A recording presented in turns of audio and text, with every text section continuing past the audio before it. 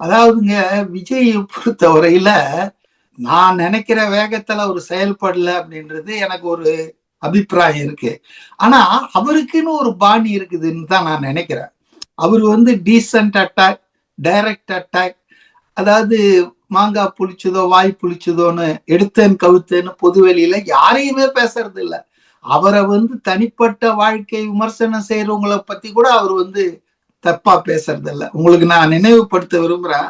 சீமான் முதல் நாள் வரைக்கும் தம்பி தம்பின்னு பேசிட்டு இருந்தவரு, திராவிடமும் தேசியமும் தமிழ் தேசியமும் இரண்டு கண்கள்னு சொன்ன ஒண்ணும் விஜய், நீ வந்து இந்த பக்கம் நில்லு இல்ல அந்த பக்கம் நின்று நடு ரோட்ல நின்னா லாரி அடிச்சிட்டு சாவ அப்படின்லாம் சொன்னாரு. அப்போ கூட தன்னை வந்து இழிவாக ஒருத்தர் பேசினா கூட அதுக்கு பதில் சொல்லவே இல்லை. இந்த பதிலுக்கு பதில் இதெல்லாம் அவர் செய்யறது கிடையாது. ரெண்டாவது, அவரை நான் அப்சர்வ் பண்ணதுல என்னன்னா, அபிஷியலா இடி வந்து கொடுக்கட்டும். இடி வந்து இந்த ரெண்டாவது சோதனை பத்தி ஒன்னும் அறிக்கை கொடுக்கல இது வரைக்கும். அபிஷியலா விசாரணை நடந்துட்டு தான் இருக்குது.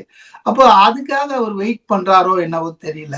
ஆனால் நான் ரொம்ப தெளிவா சொல்றேன், இந்த ஊழல் புகார் விசாரணை சோதனை டாஸ்மாக்ல நடக்கிறதுக்கெல்லாம் அரசியல் ஆதாயம், பொலிட்டிக்கல் பெனிஃபிட் யார் கிடைக்க போகுதுன்னா அது விஜயனுடைய தாவேக்கு தான் கிடைக்கும்.